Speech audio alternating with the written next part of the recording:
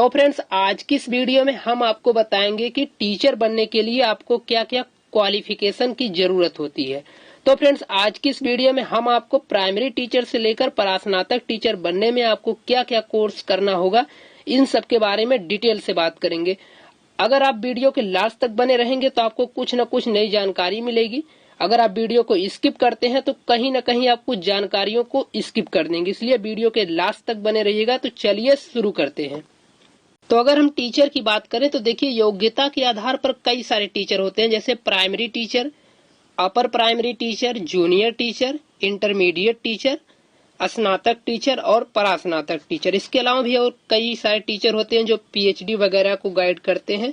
वे परास्नातक के ही टीचर होते हैं। जो परास्नातक में जो टीचर सीनियर टीचर होते हैं वो लोग पीएचडी वालों को गाइड करते हैं। तो फ्रेंड्स, अगर हम प्राइमरी टीचर की बात करें तो प्राइमरी टीचर बनने के लिए आपकी जो योग्यता होती है, सबसे पहले समझ लेते हैं कि प्राइमरी टीचर वे टीचर होते हैं जो 5 क्लास तक टीच करते हैं। क्लासेज को 1 से लेकर 5 क्लास तक स्टूडेंट को टीच करते हैं, पढ़ाते हैं।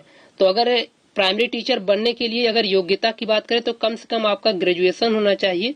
और ग्रेजुएशन यानी जिसे हिंदी में स्नातक बोलते हैं। और इनमें जो डिग्रियां जैसे बीए, बीएससी, बीकॉम, ये सब जो स्नातक डिग्रियां हैं, इनमें से कोई आपके पास एक होना चाहिए। इसके अलावा आपके पास बीएड होना चाहिए या फिर डीएलएड होना चाहिए, जिसे बीटीसी भी बोलते हैं। और इसके बाद एक कॉम्पिटिटिव एग्जाम होता है जिसे प्राइमरी टेट, या फिर इसके अलावा भी और एग्जाम प्राइमरी सीटेट भी होते हैं। तो ये जो प्राइमरी टेट या फिर प्राइमरी सीटेट एग्जाम जो होते हैं, 2 प्रकार के होते हैं। एक प्राइमरी टीचर के लिए होता है, एक अपर प्राइमरी टीचर के लिए होता है। लेकिन हम यहाँ पर आपको प्राइमरी टीचर के बारे में बता रहे हैं। तो ये जो एग्जाम है प्राइमरी टेट यानी प्राइमरी टीचर के लिए जो होता है, पहला प्राइमरी टेट होता है और एक प्राइमरी सीटेट होता है। तो इसमें से आपके पास कोई एक होना चाहिए। इसके अलावा आप एक राइटिंग एग्जाम होता है, उसको देकर आप इस प्राइमरी टीचर बन सकते हैं। तो फ्रेंड्स, आप जानते हैं कि जो ग्रेजुएशन होता है वह 3 साल का कोर्स होता है। और इसके अलावा जो बीएड होता है, बीएड 2 इयर्स का कोर्स होता है। इसका जो इसे बैचलर ऑफ एजुकेशन बोलते हैं और साथ में बीएड बोलते हैं। और इसके अलावा जो डीएलएड होता है या डिप्लोमा इन एलिमेंट्री एजुकेशन होता है, ये भी 2 इयर्स का कोर्स होता है। और जो टेट होता है या फिर जो सी टेट होता है, वह टीचिंग एलिजिबिलिटी टेस्ट होता है, जिसे टेट बोलते हैं।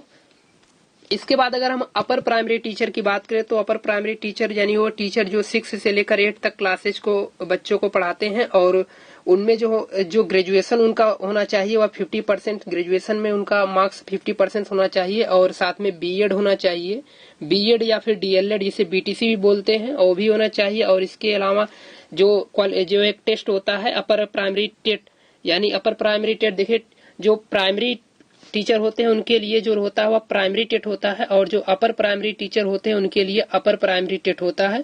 इनके लिए अपर प्राइमरी टेट या फिर अपर प्राइमरी सी टेट ये होना चाहिए। इसके बाद एक राइटिंग एग्जाम देकर आप अपर प्राइमरी टीचर बन सकते हैं। इसके बाद जो नेक्स्ट टीचर जैसे है ट्रेंड ग्रेजुएट टीचर, जिसे हम टीजीटी भी बोलते हैं, यानी ये ऐसे टीचर होते हैं जो हाई स्कूल के बच्चों को पढ़ाते हैं। इनके लिए जो क्वालिफिकेशन की जरूरत होती है वह ग्रेजुएशन होना चाहिए या बीए, बीएससी, बीकॉम यानी ग्रेजुएशन होना चाहिए, स्नातक होना चाहिए, साथ में बीएड होना चाहिए। और उसके बाद एक आप राइटिंग एग्जाम देकर आप टीचर बन सकते हैं, ट्रेंड ग्रेजुएट टीचर बन सकते हैं, जो कि आप हाई स्कूल के बच्चों को पढ़ा सकते हैं। राइटिंग एग्जाम का मतलब जब गवर्नमेंट की तरफ से टीजीटी यानी ट्रेंड ग्रेजुएट टीचर के लिए वैकेंसी आती है, तब उसमें आप अपना आवेदन कर आप ट्रेंड ग्रेजुएट टीचर यानी टीजीटी के टीचर्स बन सकते हैं। इसके बाद जो नेक्स्ट टीचर हैं वे पीजीटी यानी पोस्ट ग्रेजुएट टीचर, ये ऐसे टीचर होते हैं जो 11th और 12th के स्टूडेंट को टीच करते हैं यानी उन्हें पढ़ाते हैं। इसके लिए आपके पास ग्रेजुएशन होना चाहिए यानी स्नातक की डिग्री आपके पास होनी चाहिए।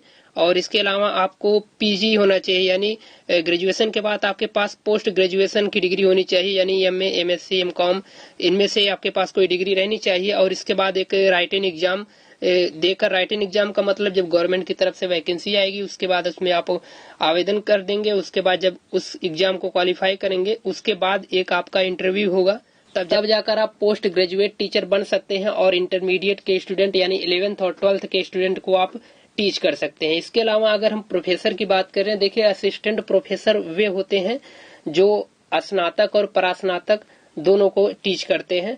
तो असिस्टेंट प्रोफेसर यानी प्रोफेसर बनने के लिए आपको सबसे पहले ग्रेजुएशन होना चाहिए। ग्रेजुएशन यानी जिसे बीए, बीएससी, बीकॉम इनमें से आपका जो भी सब्जेक्ट रहेगा उसके हिसाब से आपका ग्रेजुएशन होना चाहिए। जो पीजी होगा यानी एमएससी, एमकॉम, एमए जो होगा उसमें आपका 55% मार्क्स उसका होना चाहिए। इसके अलावा आपका एक क्वालिफिकेशन यानी फिर एक कॉम्पिटिटिव एग्जाम यूजीसी नेट होता है, इसको सबसे पहले आपको क्वालिफिकेशन करना पड़ेगा, इसको क्वालिफाई करना पड़ेगा यूजीसी नेट को।